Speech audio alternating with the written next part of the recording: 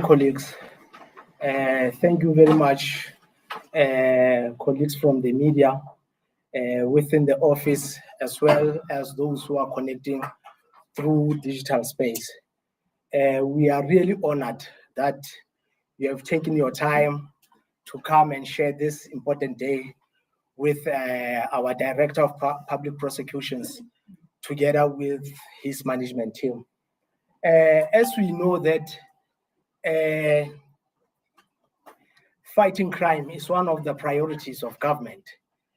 And in 2022, the President of the Republic of South Africa appointed a new Director of Public Prosecutions for the Northern Cape, Mr. Livingstone Sakata, who started holding the fort after the retirement of the acting advocate Abraham Botha, who was holding the fort for about 6.5 years. So this platform is a new of many that we will be undertaking as the National Prosecuting Authority. I know through our engagements with colleagues from the media, they have always asked those pressing questions regarding how we run the organization as the NPA.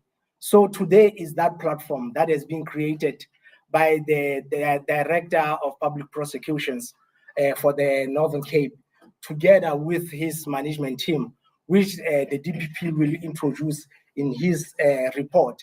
So without wasting any time, I think I'll give it to the Director of Public Prosecutions, Mr. Livingstone Sakata, to present his report. And after that, after the DPP has presented his report, we'll provide members of the media a platform whereby they will be able to engage with the report. Then the DPP, together with his management report, will be able to answer any questions that are coming from the floor.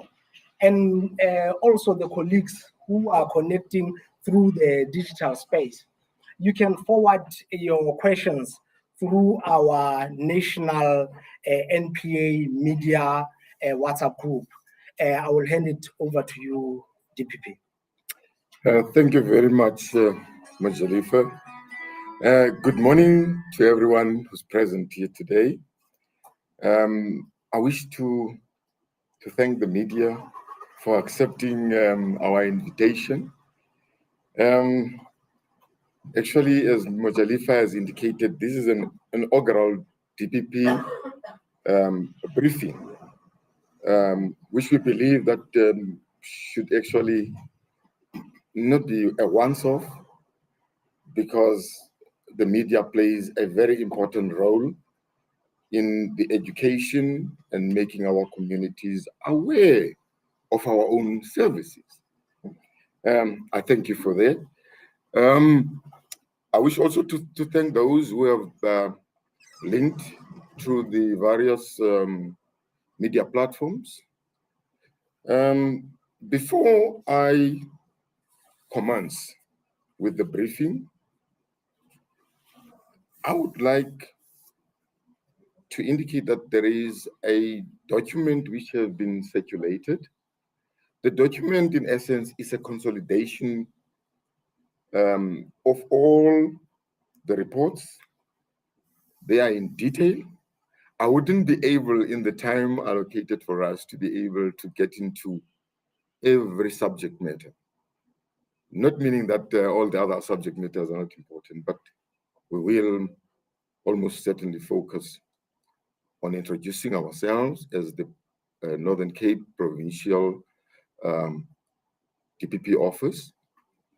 And further, we will also indicate our own understanding of our role and our duty towards the communities. And lastly, we will also set out what the management team has decided as the priorities needing urgent focus. When I'm going to start, I would like to firstly mention that the prosecution is an important component of our criminal justice system. And the National Prosecuting Authority shares a very big responsibility of ensuring that each and every citizen enjoys safety and security. The Constitution further has entrusted the prosecution with the authority and responsibility, a big responsibility, of instituting criminal proceedings on behalf of the state. It is really true when people call us the people's lawyers, because we are the defenders of the indefensible. Now, what is of utmost importance? It is therefore imperative that we become accountable to the communities we serve in exercising this authority and power.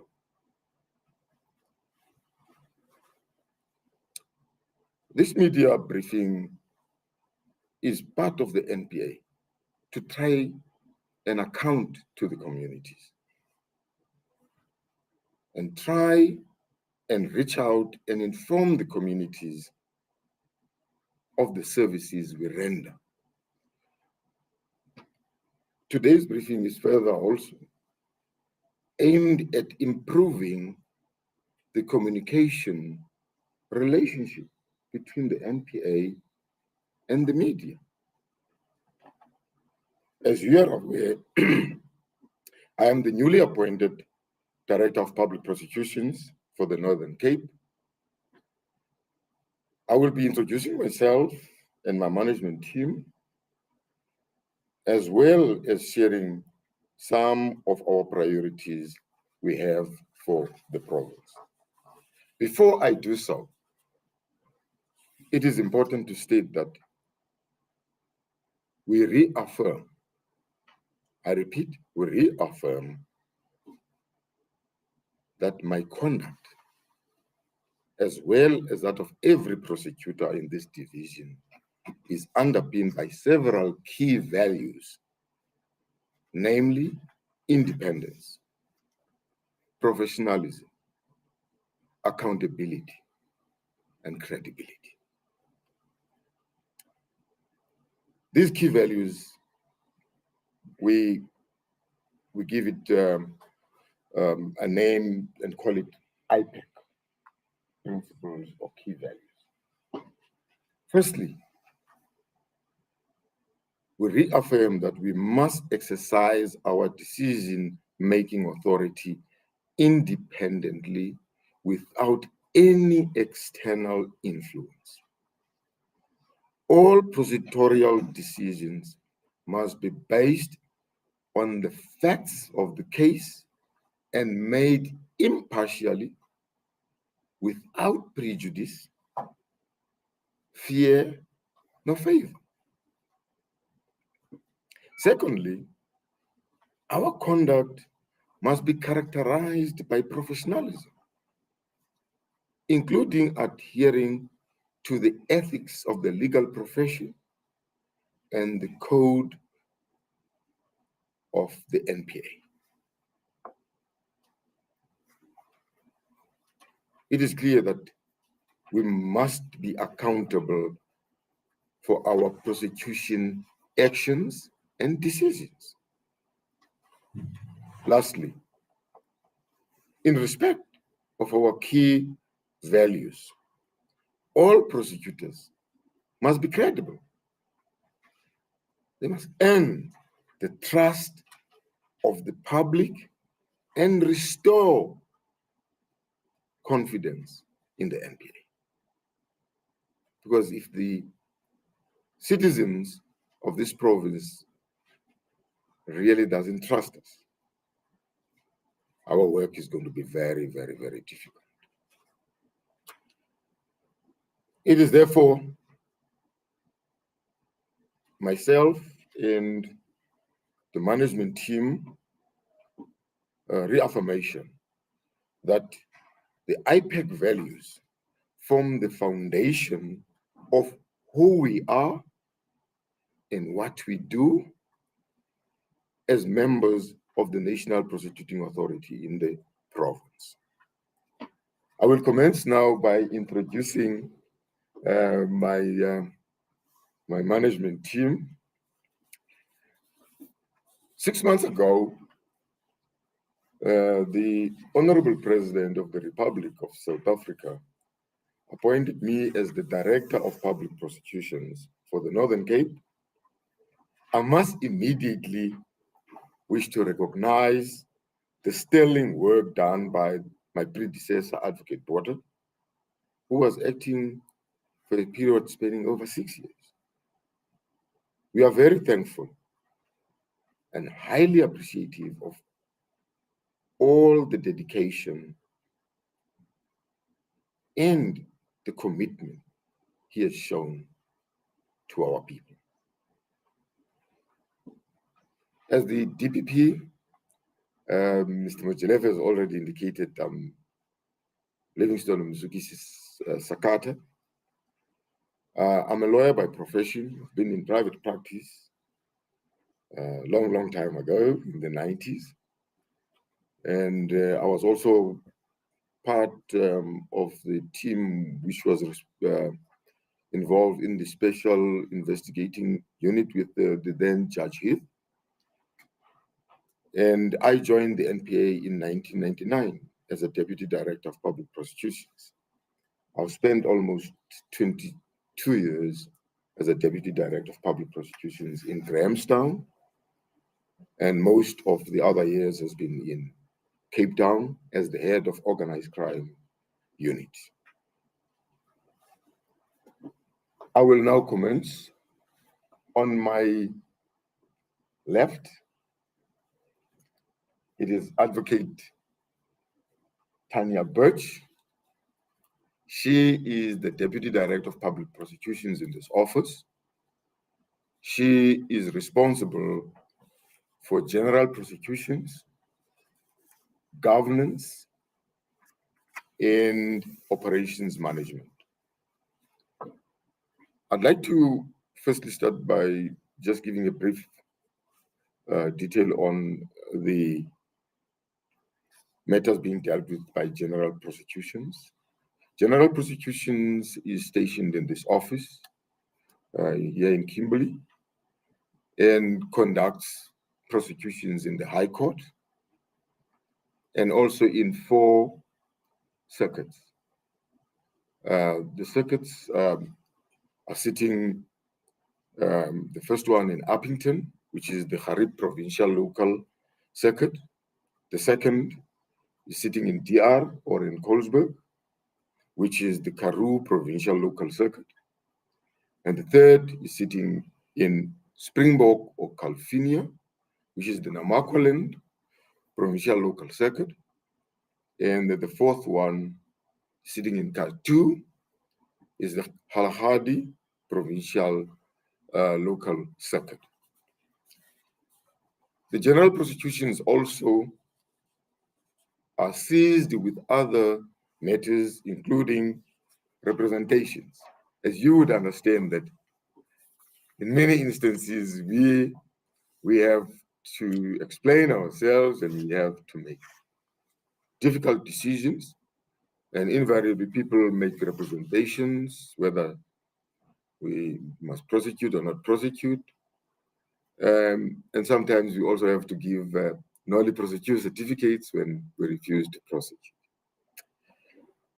The component also deals with a number of mental health matters like the observations, mutual legal assistance and extraditions, traffic matters, community prosecutions matters. We will talk later about community prosecutions matters, maintenance matters, sexual offenses and GBV matters, and dealing with all those crimes against the vulnerable, our elderlies. They also are responsible for the commercial crimes matters which are not being referred to this special commercial crimes unit. We will also be dealing in detail with such an important unit. Now, the lawyers within this office, the advocates, deal with matters in the High Court, but we emphasize that they do also go to the lower courts due to complexity and the intricacies found in certain cases, according to the demands. And they also is a support system to the lower prosecutors in real time in giving advice. The governance and operations management, it's responsible for the management of the division's performance. As you will see, you will be provided with statistics, which I'm sure you will engage with them. We identify regional risks and ensuring mitigation thereof. The coordination with stakeholder management, because we're working with quite a number of stakeholders within the criminal justice cluster, and with the NGOs and the communities at large. The second member of the team is Advocate Mpho Makaga. She's a Deputy Director of Public Prosecutions, and she's responsible for the organized crime component and the special tax unit. In short, organized crime component primarily is responsible for prosecuting organized crime offenses, meaning racketeering, money laundering, gang-related offenses, trio crimes, serious violent crimes, extortion, drug dealing, and what is of more important is that the component addresses what is loosely termed syndicates. But in terms of the Prevention of Organized Crime Act, it's the enterprises. She's also responsible for the tax unit. The tax unit has dedicated personnel who focuses exclusively on tax-related prosecutions. The STU, which is the Special Tax Unit, works closely with SARS, investigators on complex tax matters, as well as matters on organized crime nature. The work of the tax unit contributes to the increased revenue collection and tax compliance. Further, I wish to introduce another member of the team, which is Advocate Brian Mdlalose. Advocate Brian Mdlalose is the Deputy Director of Public Prosecutions, responsible for Specialized Commercial Crime Unit, the SCCU. The unit has the responsibility to prosecute cases before the Specialized Commercial Crimes Court, which is in Kimberley, but it does move around to go to other towns, because we've got to reach out to our communities and take services to our communities. The focus of the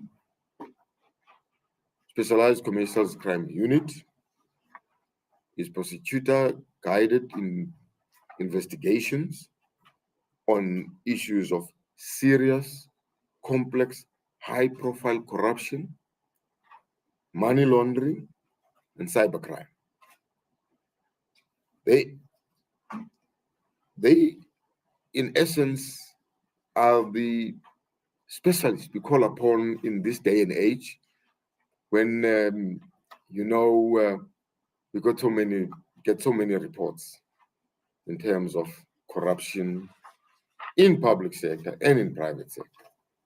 We're not going to just simply say it's only in the public sector. I will now further focus on the clusters, the prosecutor clusters. We have 2 prosecutor clusters. The first one is the Kimberley cluster. The Kimberley cluster is represented and is being overseen by Advocate Kikheletse Felicity Ilanga. She's currently the acting chief public prosecutor because the cluster is being overseen by a chief prosecutor.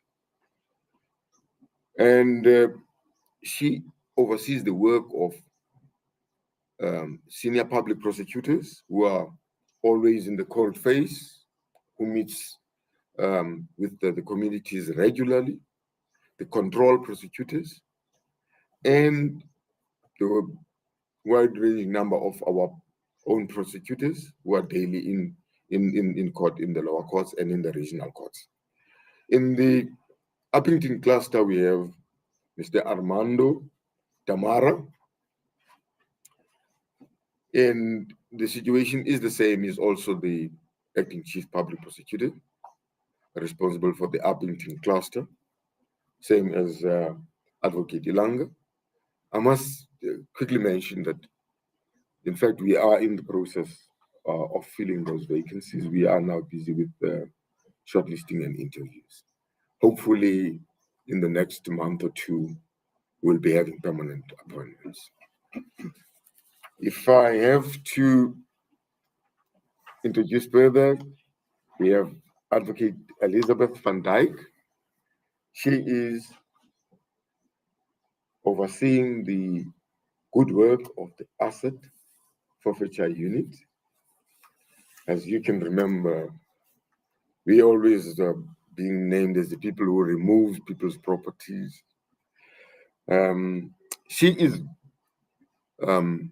heading the AFU, the asset forfeiture unit, which unit is aimed at removing benefit from all kinds of crimes. They will see to it that all proceeds of crime or instrumentalities, that is, property used in the furtherance of criminal activities, are forfeited to the state. It is therefore very important that the work of the IFU be recognized, because they are involved in all criminal matters. And next to Advocate Van Dijk is our man who is really doing an enormous work in the lower court space. It is Advocate Molaudi. Molaudi is responsible for the task of looking on all issues relating to maintenance matters. And also we will be introducing to you our new initiative, which is gaining more momentum, the community prosecutions. And we must commend Advocate Molaudi for the work she's been doing in assisting prosecutors and maintenance investigators on issues of maintenance. We do all appreciate how difficult issues are in the maintenance space. On the far right, we have our Director Admin, Mr. Nicholas Mkhongwa. He is responsible for the corporate services and admin section of the province, the whole province. And in fact, the focus areas of his work is on finance and supply chain management, human resources management, information management, and general administration, which is, quite frankly, a huge responsibility. We thank him. We usually call him the Minister of Finance within our government. I will now most probably get to the issues which you really wanted to hear. Let me firstly deal with how do we understand our duty towards the citizens. As people's lawyers, we defend all victims of crime and those marginalized and those who are indefensible. We are therefore extremely mindful of the dire consequences of our failure. Because if we dare to fail, there will be anarchy. People will take law into their own hands and will have problems of vigilantism. It is therefore really important for us to understand the challenge and the task on our shoulders. You know, as much as I believe it is the same scenario with all of you, we are bombarded daily with reports of many crime types: serious violent crimes, gender-based violence, sexual offenses. I can name them, corruption.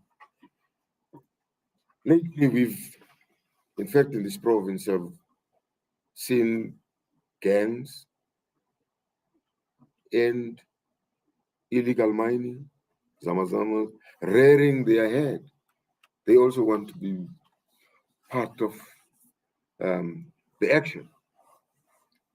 But due to the rising crime levels, it has become imperative on us to change the usual. We cannot do things the same way we have been doing and expect different results. And myself and the management, as you are aware, I've now been in the position for 6 months. I had to firstly understand in order to be understood. I had to start considering all systems, because it's not quite easy to just come into an environment and just simply make changes without understanding. So we, as the provincial management, have therefore decided that we have certain priority initiatives we want to implement in the province. Please don't misunderstand us. In no way are we neglecting our daily duties, no tasks. But we have identified those initiatives to make a meaningful difference. People must start seeing that, no, it's true. This is no more the usual.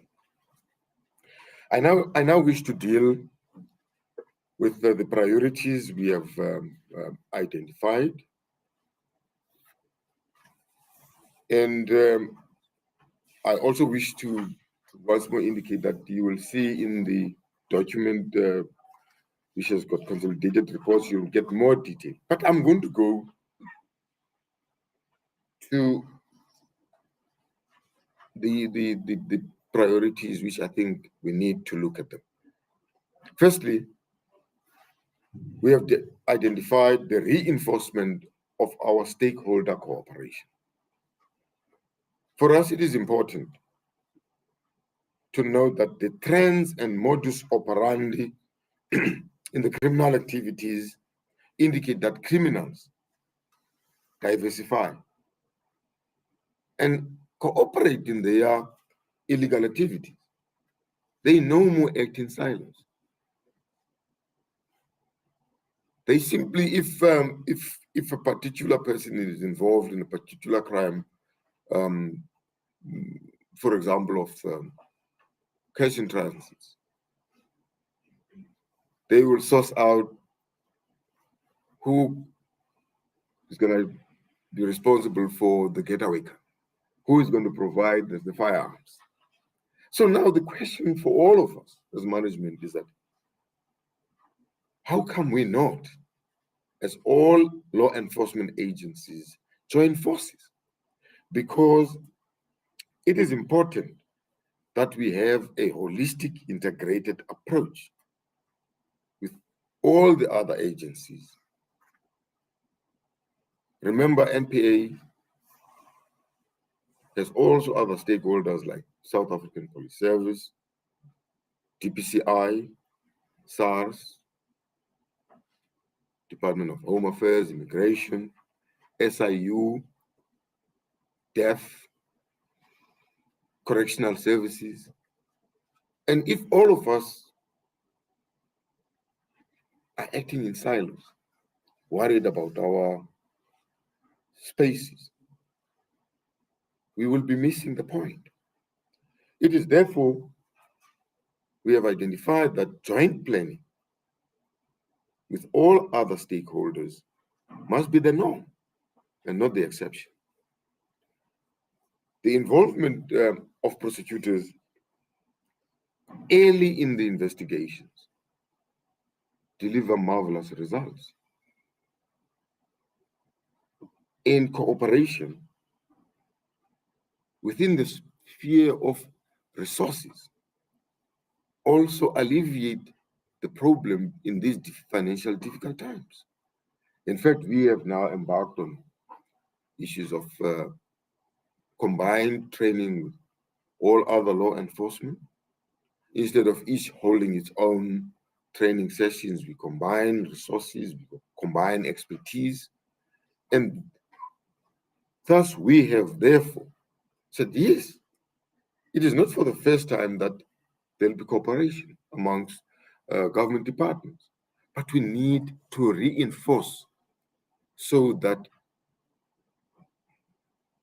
it's no more the usual. In fact, one would start to understand, and we will be dealing further with this multi-agency, holistic, integrated approach, which has been employed within the SCCU in order to address the huge outcry of corruption. The second priority which we have identified within the province is the addressing gender-based violence, femicides, intimate partner murders, killing child murders of the elderly, even the farmers.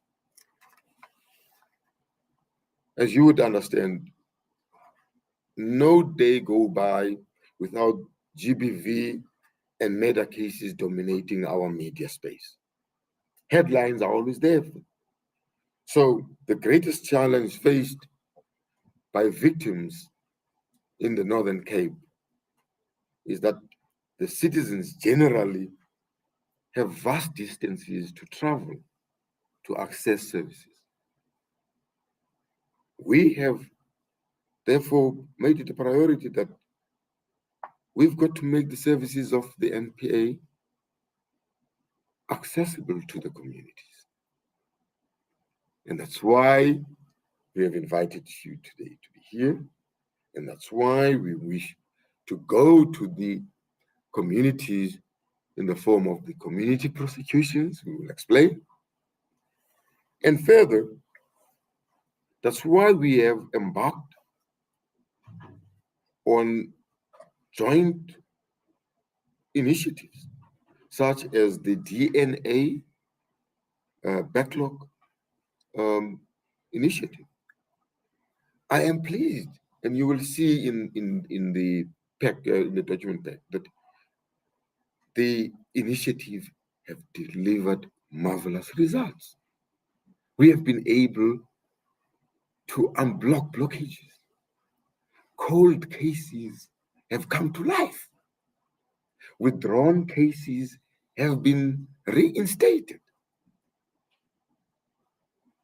And in fact, I must indicate that immediately we've seen the finalization of cases is rising and the conviction rate is improving. And I'm very thankful to the partnership of all involved in the DNA project initiative. Further, I'm pleased also to indicate that the SOCA unit, the Sexual Offences and Community Affairs unit, has also come to our assistance in the province by providing us with a case manager to assist prosecutors with screening of GBV and sexual offences dockets, and also actually holding consultations at an early stage with the sexual and gender-based violence victims, because that is important. Acting in real time, it makes a huge difference in our space. We are currently further motivating for an extra SOC meaning sexual offences court. And you would understand sexual offences court, by their nature, is a true revelation.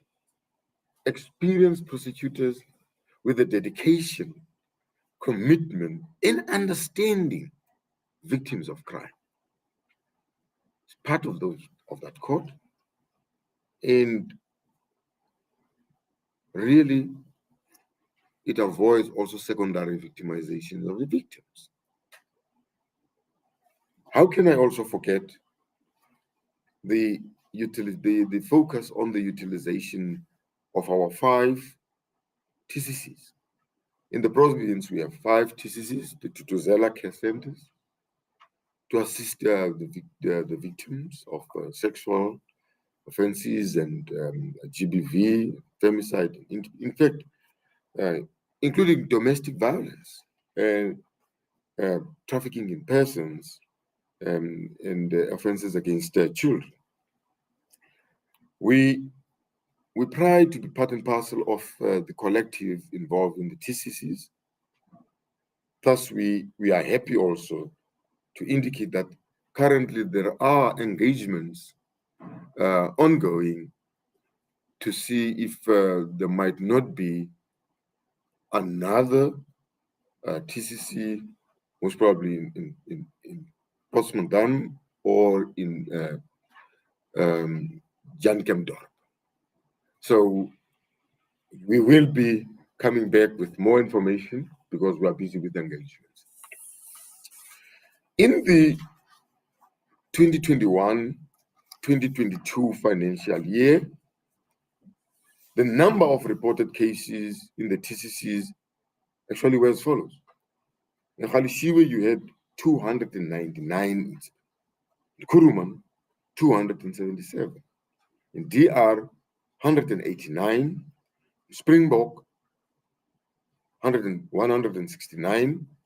And Uppington, the latest edition was Uppington TCC has just been introduced now, almost in April, around April, March. We had 21 for that time, but at this stage, we must say the numbers are increasing. That 21 falls under the previous financial year, as you would understand. In conjunction with our initiative on the TCCs, we have identified also that there is also another initiative, the use of the CPOs, that is the court preparation officers, in assisting the victims in preparation for court, and also providing for victim impact statements, where victims can, in a written form, indicate what impact had the crime had on them. And I must indicate immediately that the initiative of the CPOs is not only in gender-based violence cases and sexual offenses, across all crimes and is making a huge difference. Because once witnesses and victims are properly prepared before facing the grueling court environment, it is a plus, a positive sign that we are really concerned about the victims and the witnesses' well-being. In Khalishiwe and Putanang, the Community Prosecutions Initiative have also started a project around the area where they go out to the communities, educate the communities, make them aware, and discuss difficult issues around gender-based violence. And I must immediately indicate that the Community Prosecutions Initiative is not only that they are focused on issues of prosecution, they partner with a number of other stakeholders like human rights, gender commission, Department of Justice, and all other stakeholders and SEPs in order also to at least make a contribution towards crime prevention. Because as the NPA, we've also identified that prosecution only will not solve our problem with crime. The Community Prosecutions Initiative is gaining. In fact, the Community Prosecutions Initiative is actually a grassroots, collaborative, solution-based approach to addressing the public safety concerns of the community. They get into the communities, engage the communities, get buy-in from the communities. As you can also understand, most of our challenges as prosecutors is evidence. As a prosecutor, I am as strong as the case which is placed before me. The quality of the evidence determines, in most cases, the outcome of the case. The Community Prosecution Initiative is based on 3 principles, which is recognizing the community's role in public safety, engaging in problem solving with the communities, and establishing and maintaining partnerships. Because once communities also trust us, so we will be able to get more information from the communities. Our further important initiative, which we have identified as a priority, is addressing serious violent crimes and organized crime. The prevalence of murder doesn't really need any explanation. Robberies, use of illegal firearms. And the unfortunate situation is that with the advent of gangs within our environment, we start to see elements of organized criminal activities. It is therefore also important that the successful DNA project be extended to murder cases and violent crimes. And I'm happy to indicate that we are in the process of tying the loose ends so that we can gain momentum in extending the successful DNA initiative. Another very important initiative which we have undertaken, because we have indicated when I started the briefing that we can't do the things the same way.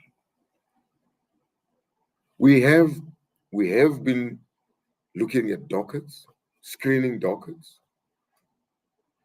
and those needing urgent attention has been forwarded to the DPP's office. But we have identified that maybe acting in real time would make a huge difference. And we've initiated it now a couple of months. Dockets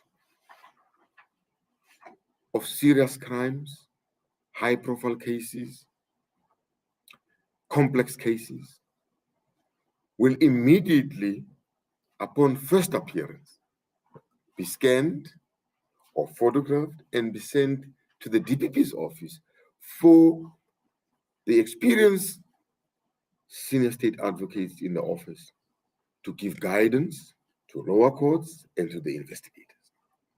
And I must indicate that this is one of the initiatives which we've seen in a short space of time, that the turnaround times in investigation and also in terms of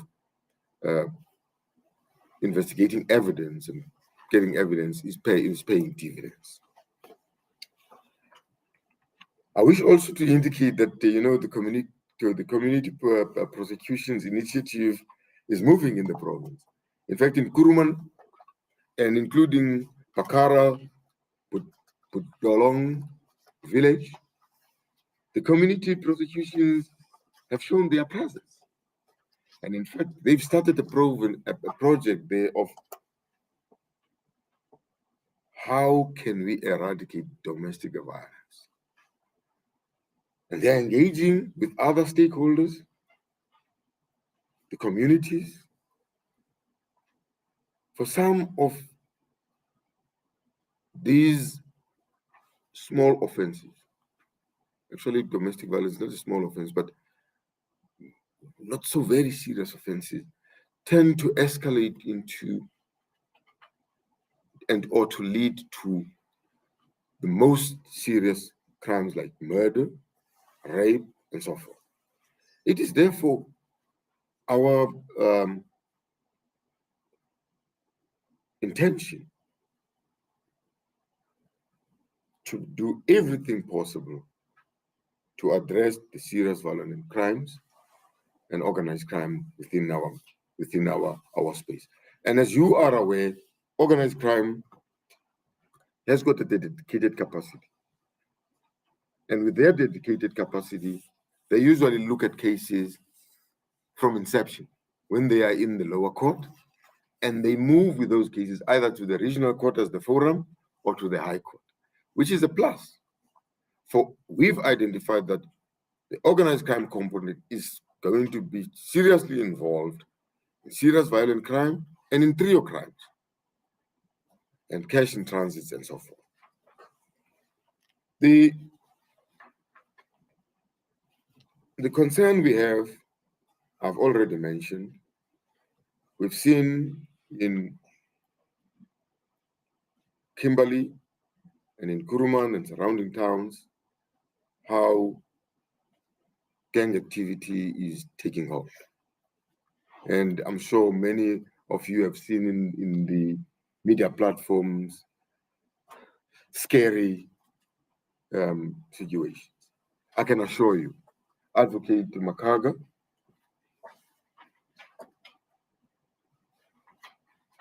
with the TPCI,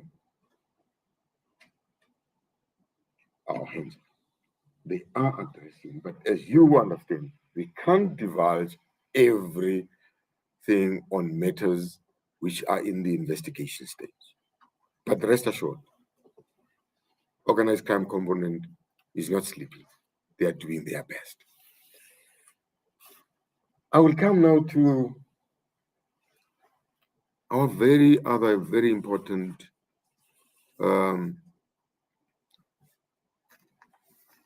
initiative. addressing all forms of corruption, whether in public or private sector. In fact, we are so much determined that we are not even classifying corruption as, no, that small amount of 100 rand been given to bribe a law enforcement officer. We have indicated that our priority is we've got to see the difference. We've got to make the difference. Corruption, it's an infectious disease. Once it enters the body, it's like a virus which eats the body from the inside. And what remains is a shell. And we are afraid that if something is not done about corruption, our country is going to be facing serious problems. We have therefore requested the SCCU, together with all other stakeholders, SAPS, DPCI, AFU, Treasury, SIU, I can name all. The multi-agency integrated approach is delivering results.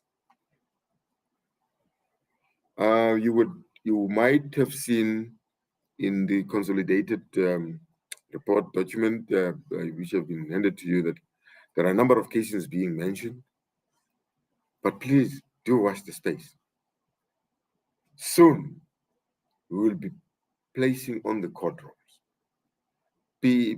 PPE cases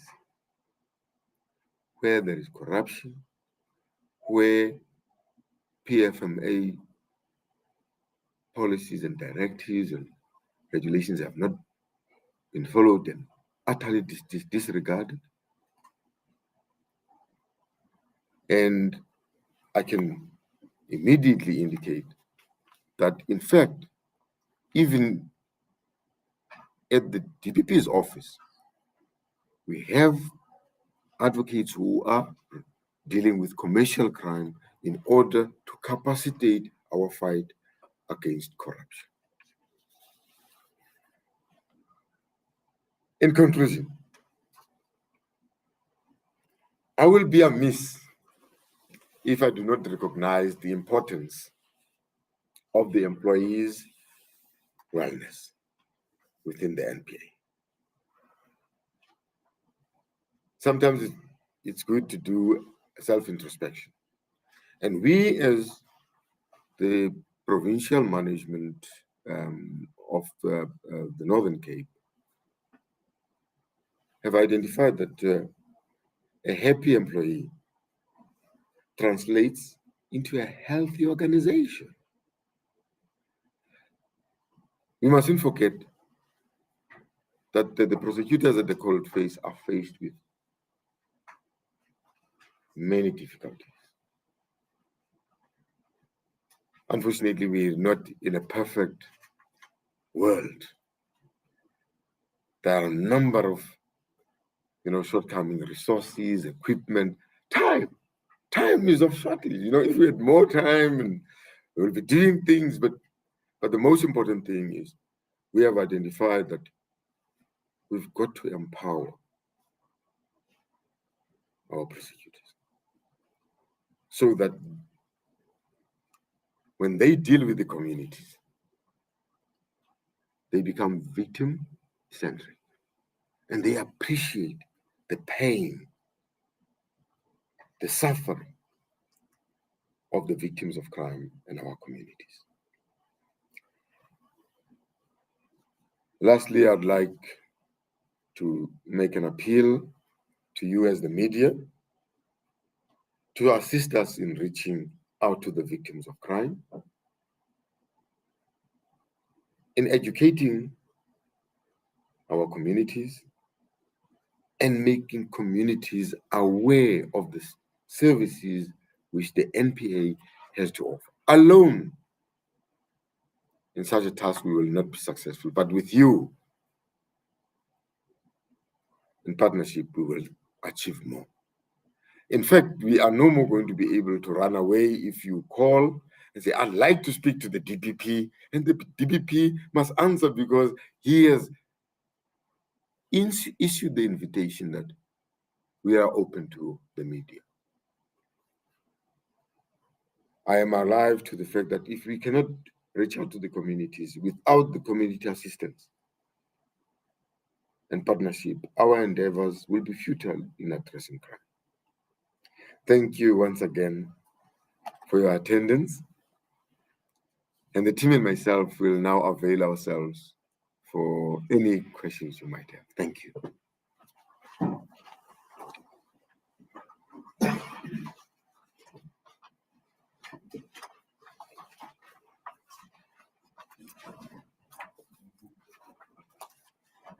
Thank you very much, DPP, for that detailed report.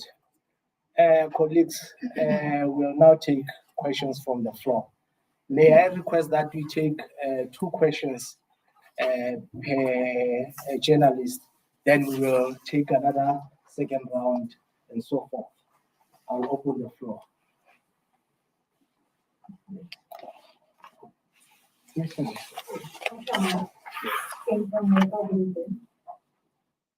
case of Tangisu Tawanyane, who was in Durban, allegedly raped and victimized, what is your new initiatives and your working together with other units and the DNA project? How did that now fit in with your new approach to make sure that this case is properly investigated so that it can be, so there will be a conviction, a satisfactory conviction? Was there anything that you did differently this time with this case? Also because it's quite a rapid case that could media headline. We'll take another question. Yes, Andy. Secondly, there's also been a backlog in DNA sort of results coming through the perpetrators, especially in rape victims and children who the accused might be set free because of the delays. Sorry. So, what is the NPA sort of doing to address these backlogs? There was also the 6-year-old child who might also be set free because they can't claim through DNA. Yes, the director has said a lot, so I don't have questions because he has said all the things I wanted to ask. But yes, my issue here is the issue of safety of your members, the legal representatives. Have you ever had like any threats against them, and especially those who are dealing with cases, and how are you dealing with those cases? I mean, with threats against representatives. Thank you. then DPP, on the digital space, we have a question. How many politicians were arrested since the start of the financial year?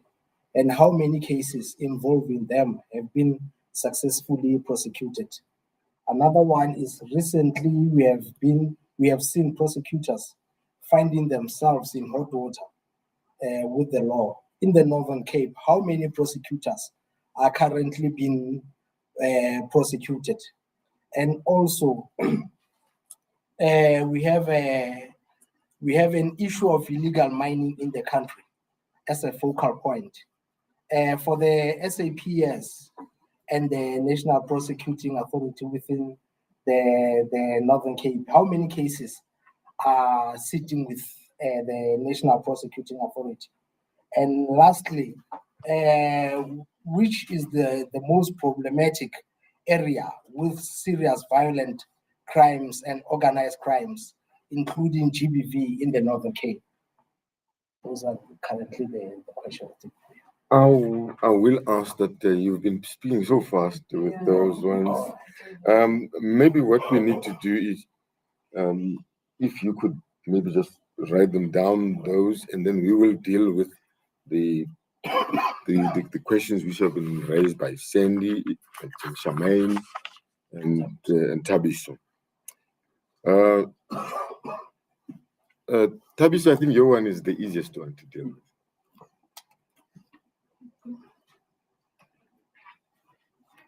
You've heard what I've said in terms of employee well-being. In fact, I'm not going to give you details of how we operate. Remember, we don't take chances. We don't take chances.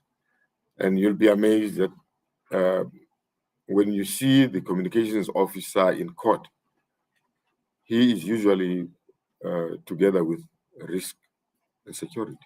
But you will never see. They don't wear uniform. Thank you. So the most important thing is the security of our prosecutors is paramount. Because believe, when I'm threatened, I'm not going to do my job properly because there's this thing which is bothering me. No, certainly in fact, we do provide. I'll give you examples. I was in Port Elizabeth for 2 years as the acting Director of Public Prosecutions. We had a number of prosecutors on protection, close protection. I would mean that they would be protected by trained security, being transported from home, from work to court. We actually also have stationary security arrangements where we see that the security at the house of the prosecutor is not up to the level we would like. Provision is being made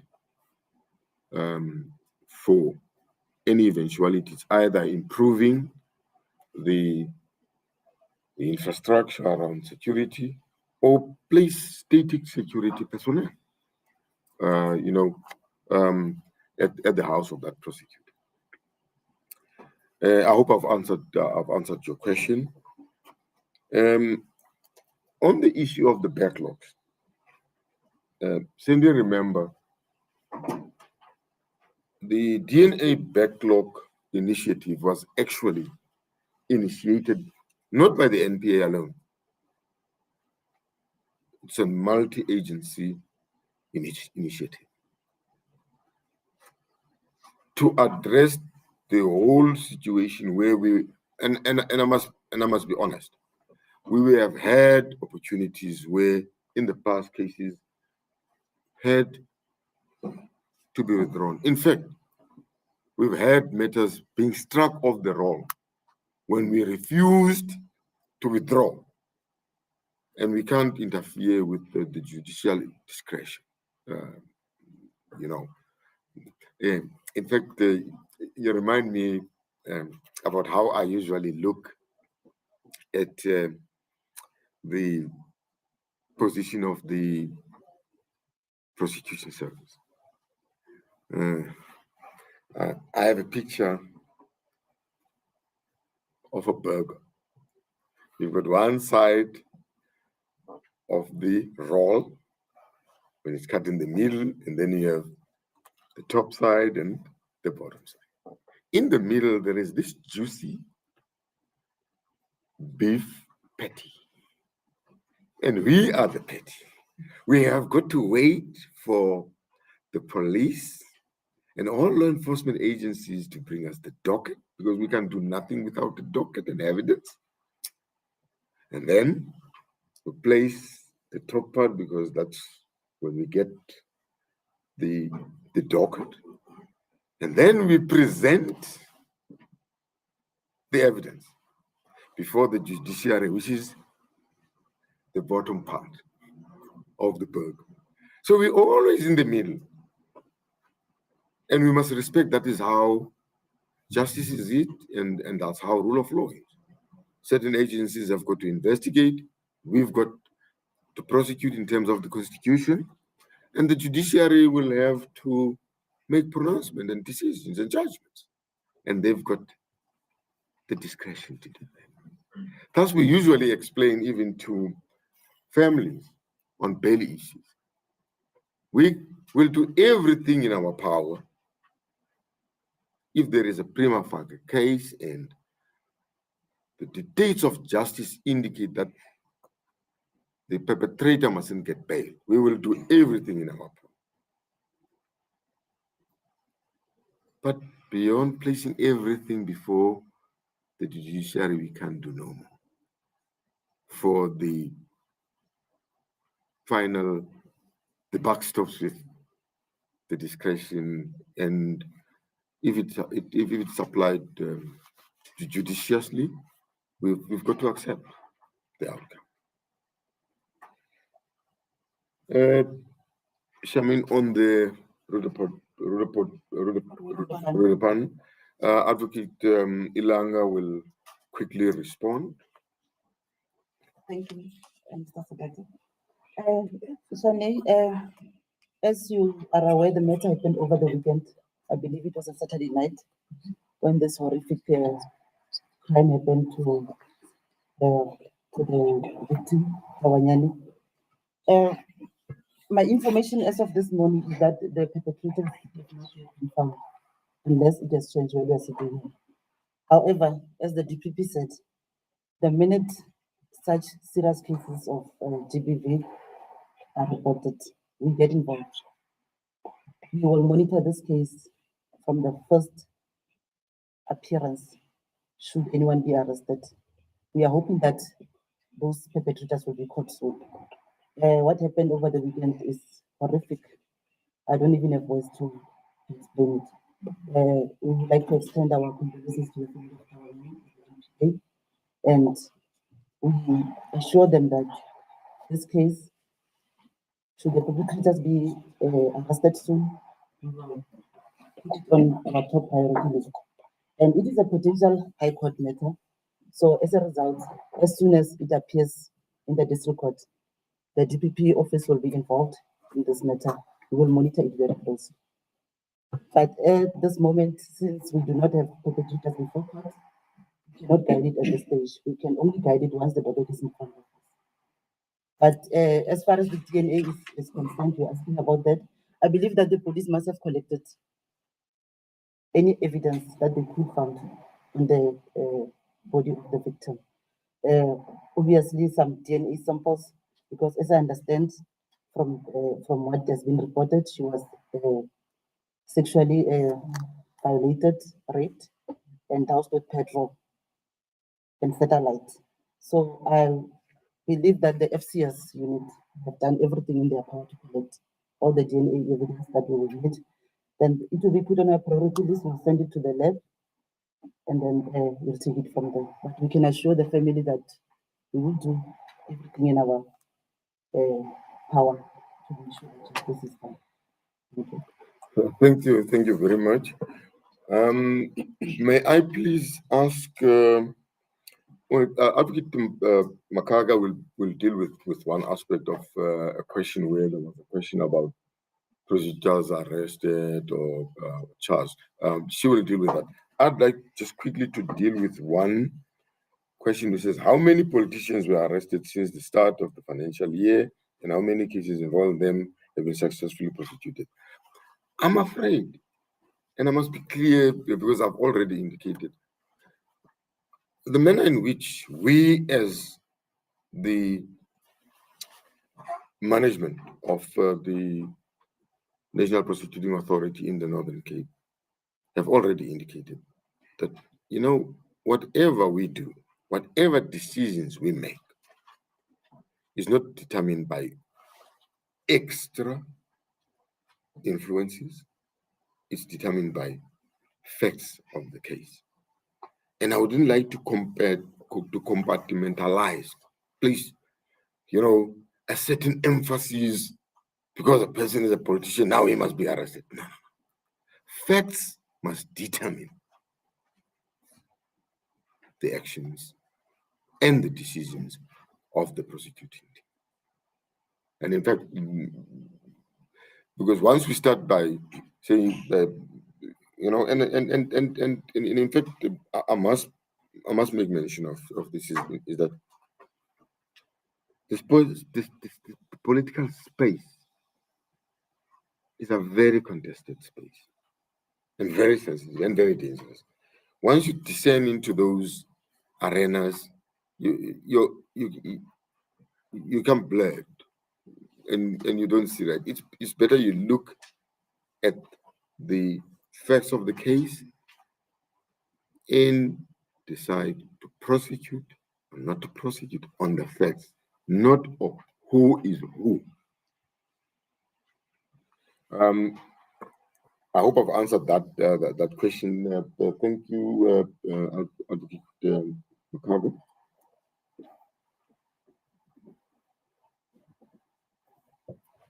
Thank you, DPP, and thank you to the media in the House.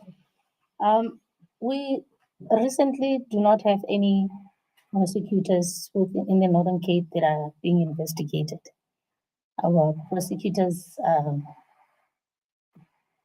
law-abiding personnel as well.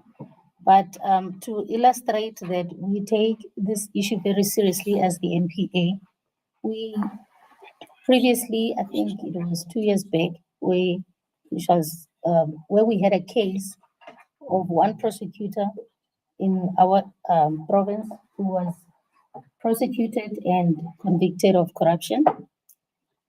He was given a light sentence in our view, and we took the matter up on appeal, where in the High Court they increased the sentence to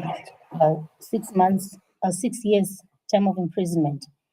In the lower court, he was given a fine of 60,000 rand for corruption. This is just to illustrate how seriously we take the issues or offenses committed by prosecutors, that we do not take it lightly and say they are one of our own.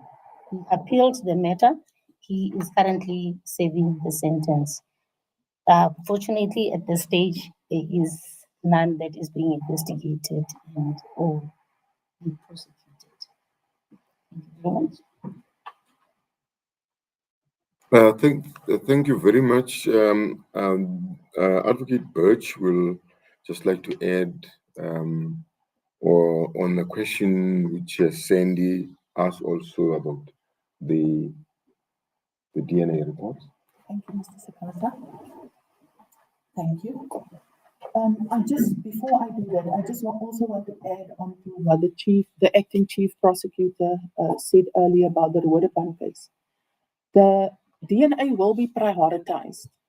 The senior prosecutor will send the information through to us with the relevant information. And remember that the forensic lab has a database. So even though nobody has been arrested for the specific crime yet, they do have a database of DNA. And the possibility is there that the perpetrators, their DNA might already be on the database.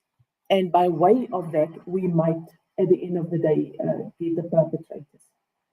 Also, just to extend to your question, Ms. Kim, as soon as the perpetrators are, however, arrested and the matter is brought before the court, the senior prosecutor scans the docket, sends it to me, and then it is allocated to two senior people at the DPP's office to give guidance with regard to the investigation and to speed up the whole process so that we can place it for trial as soon as possible.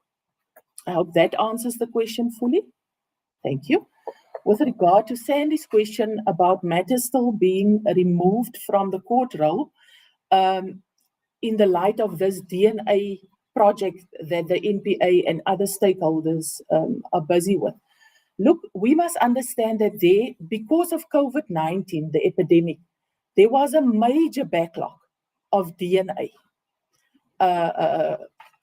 analysis at the forensic lab, not only for DNA analysis, but all other matters pertaining to forensics. Now, At this point in time, since this project have been initiated last year, October 2021, until September 2022, we have been able to obtain 719 forensic or DNA results. That means 719 cases at least we have progress on. Whether to prosecute, whether not to prosecute, whether to proceed, etc. Obviously, matters that have been on the roll that did not fall within the first, the 719. This could be, for example, the matter that you refer to, the 720th matter. Remember, 719 we already received. So the ones that you refer to might be 720 that is now on the priority list that we will receive the results of perhaps in October or November. But we have the system in the office that as soon as that results are available, we send it out to all the prosecutors in the province where it pertains to their matters. So this is a priority matter for us. We are prioritizing it. We do receive the request to put it on the priority list daily. And that is what I can say from our side. Thank you. Thank you very much, Advocate Birch. There's a question we have seen also that the illegal mining in the country is a focal point for the SEPs in the Northern Cape. How many cases are you sitting with? I can just indicate that I've already indicated that there's this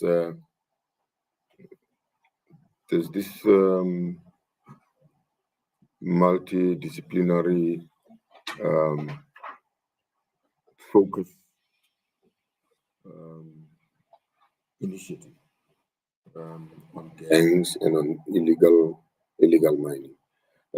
I wish also immediately to indicate that one must be very careful. Illegal mining, it might be the foot soldier you arrest, okay? Foot soldier. But you don't get to the kingpin. Now, what does it help? Because most of the time we get these people for trespassing. So what I can tell the person, there's a lot in terms of those people found trespassing, because that is illegal mining once you are found in a place where you're not. But the focal point at this stage, as I've indicated from the province, is to deal with the organizers. You need to go to the source, the organizers. I'm not going to say much about that because I've indicated to you it might jeopardize further investigations and processes, but I've already indicated that, please, something is being done. Thank you. DPP, there was a question from Alina from the yes. On the last matter that we touched on, we have seen some severe sentences in the Northern Cape being passed down to perpetrators on the DPP side on rape cases and murder cases. And that seems to be very effective deterrent. Is that the same route that you're going to follow in terms of this very, very serious organized crime? Is that what we can expect to see in the future? As that sector really reaches out to your big centers within the Northern Cape, which is Namakwa, which is Appleton, which is Kurumai, which is Kimberley, which is the R. It is really affecting all of our big centra. And it is affecting, especially, it goes out straight to our youth and our communities. So are we, or will we, or can we be expecting more severe sentencing in terms to deter these organizers in future? Well, I am going to just comment, and most probably maybe the head from organized crime will also comment. Please rest assured that if we charge people with organized crime offenses, racketeering, money laundering, gang-related offenses. In fact, the penalty clauses in terms of racketeering charges is life. Now you ask me how are we going to make it happen? I've already touched on the situation of the CPRs, victim impact statements.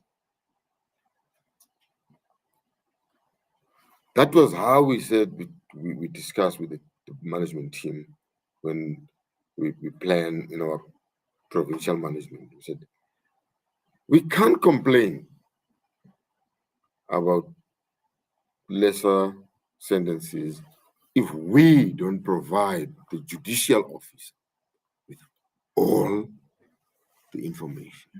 So now we have to argue, provide, evidence which tends to aggravate the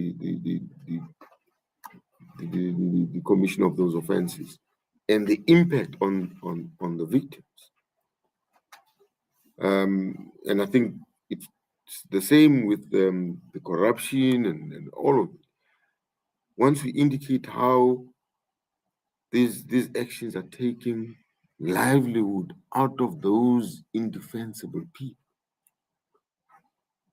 I'm certainly sure when the judiciary apply their discretion, they will be having that in mind. But as you know, I said I'm the juicy middle petty. So, we will do everything in our power to receive the highest maximum severe sentence.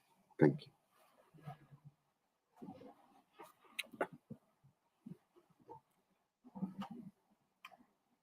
And just to add to what the DPP has said, aiming at higher sentences, possibly even life imprisonment. We currently have 4 racketeering party head matters on our court logs. These were the offenses that were committed in a very organized fashion.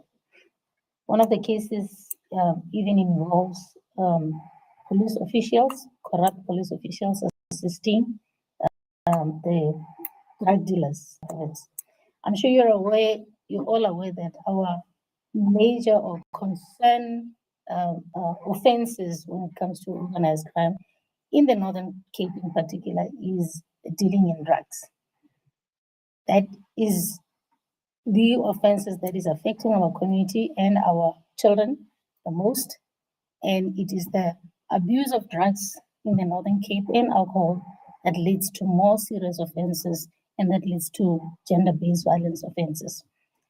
Now, working together with the DPCI, we engage in project investigated cases to combat these offenses. We have recently, in the past 3 years, been seeing our sentences in relation to dealing in drugs improving. Last year, got a direct imprisonment of 13 years. Recently got a direct imprisonment of 6 years in the Upington cluster. 13 years was in Kuruman. We also recently got a direct imprisonment of 9 years in our cases in Kimberley.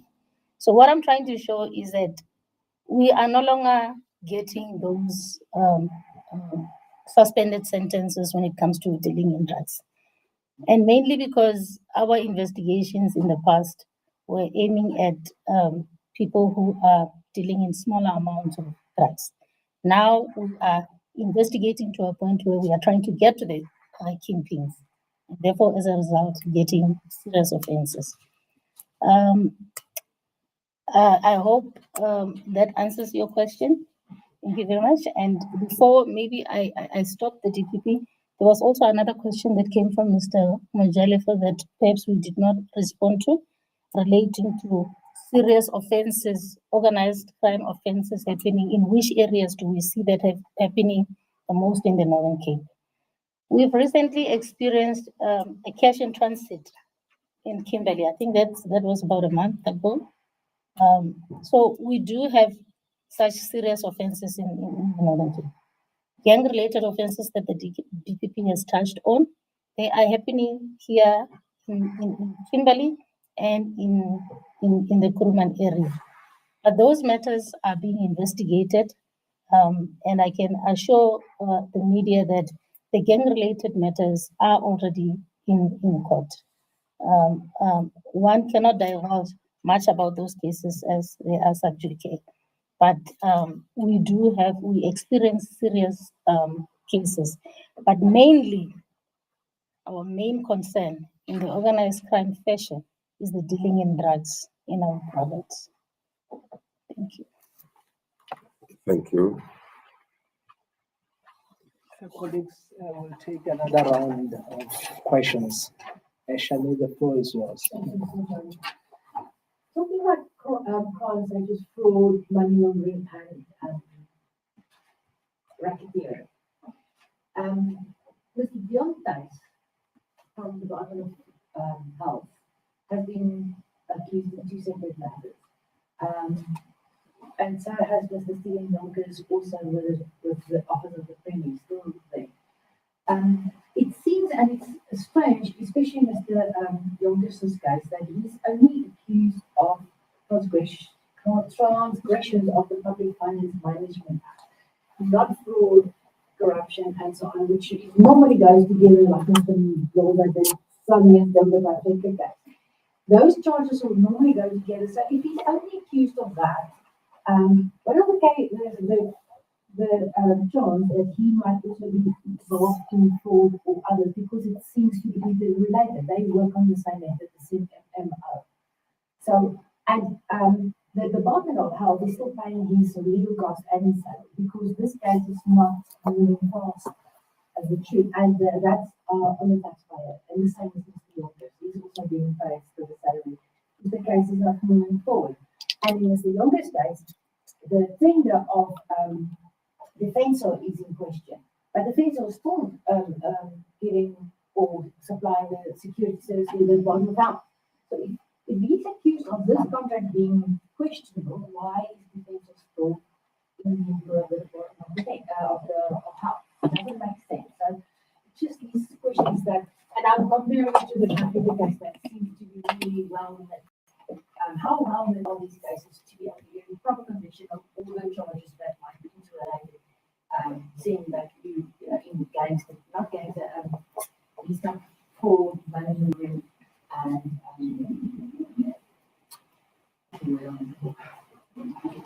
racketeering. Thank you.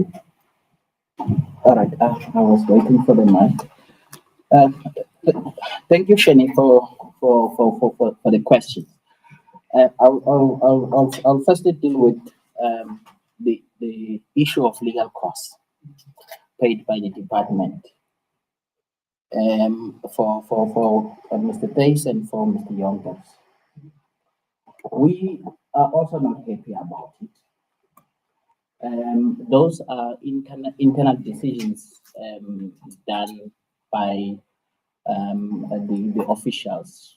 The CFO approves that, and Tace is the HOD. He's the accounting officer. He takes key financial decisions, including decisions like those. And like my DPP has explained, that we're in the middle. Even if you report about these things in the media, we wait for the investigation to first happen, and then those matters are then referred to us, right? So I can confirm that at this stage, I have no details of that investigation having been referred to us. I'm not ruling out any possibility that DPCI is currently at a preliminary stage of its investigation, But until such time that such issues are before us, then we will be able to look into those. All right. And the other thing, I'm just quickly dealing with some issues that maybe the NPA doesn't have much control over, or very little to do about such things.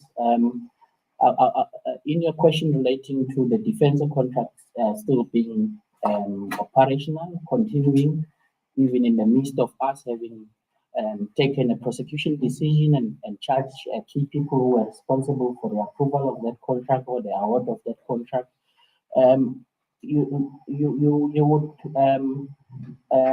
remember, because history will always back us, that even in Trifecta, when we were prosecuting, the departments whose lease contracts were being prosecuted for were still in occupation of those buildings. Even well past the time when we have finalized the matter, departments were even renewing some contracts, right? So it is not in the space of the NPA to control procurement. And with regard to this one, the only government agency that is more empowered than us to stop questionable contracts is SIU, and its mandate is also limited to proclamations by the president. Unfortunately, in this regard, we don't have a proclamation for this contract. Therefore, it will continue until such time that the department itself makes a call on it. Right. In respect of prosecution strategies, why are we taking on PFMA only? Is he not probably implicated in the bigger scheme of things? Is he not sharing in the proceeds of the contracts and all of those things? Look, we as the NPA have got to respond to certain imperatives of our office.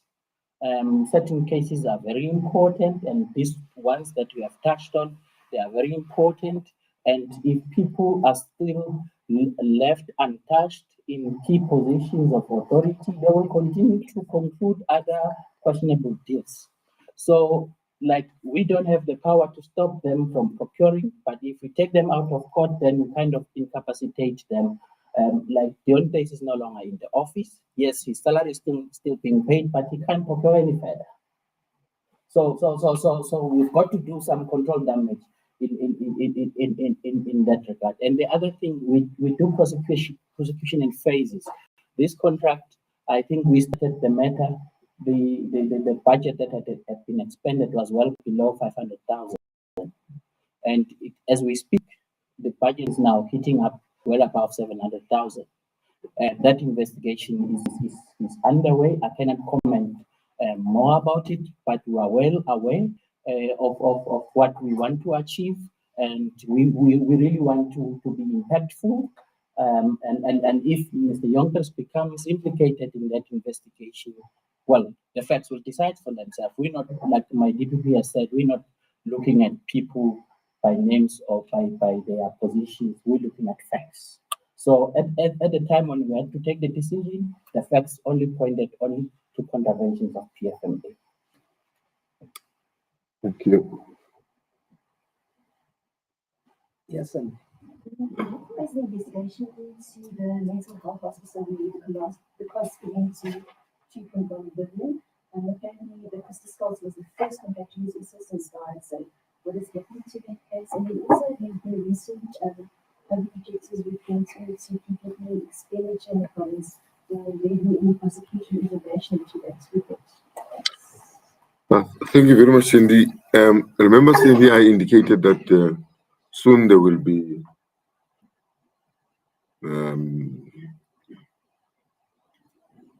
closing down of the investigations, but we don't want really to touch on that. But I'm sure Advocate Mdlalozi can touch on any matter which is already on the court roll, because I do believe that Mental hospital is one of our oldest case in our books. Events in the matter are dating as far back as 2006. There has been a lot of challenges in our investigation in that matter. But I want to confirm to you that we have been moving with the necessary speed in the recent years. The project is huge. Like when you talk about 2 billion, you can imagine that it's for us in terms of working through all the necessary evidence.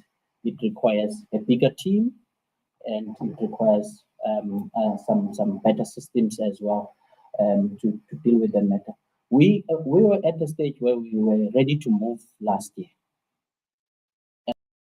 with 3 legs of that investigation, and like you have yourself indicated that Mr. Scott has since died. He was the biggest beneficiary in that project that we could put our hands on. And his departure or his passing away really affected our strategy to prosecute in that matter. But we never gave up. Investigation is still continuing. Like we are not happy to discuss matters that are under investigation. Because that has a potential to kind of compromise our focus.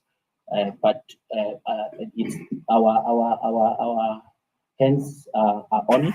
It's not off the radar. We are working towards making a decision. But like I said, it has been reduced into its shadow.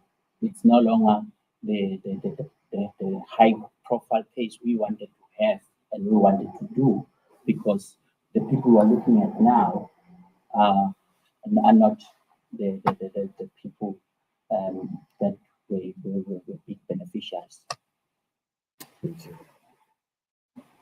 I will take a slide of questions if we have any colleagues before the DPP closes the media briefing.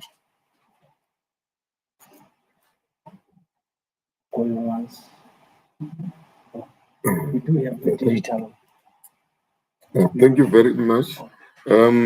Once more, I have been reminded that I must just remind the media that some of the other cases will find in the consolidated pack, and you're free, to do some follow-ups. Majalifa is there, our go-to man, and I'm happy that he's always in contact with the communication. I wish to thank you very, very much once more, and I hope this is not only the start, but a movement towards more of these engagements. Thank you very much to the colleagues and to the provincial management. Thank you very much. I declare the briefing closed.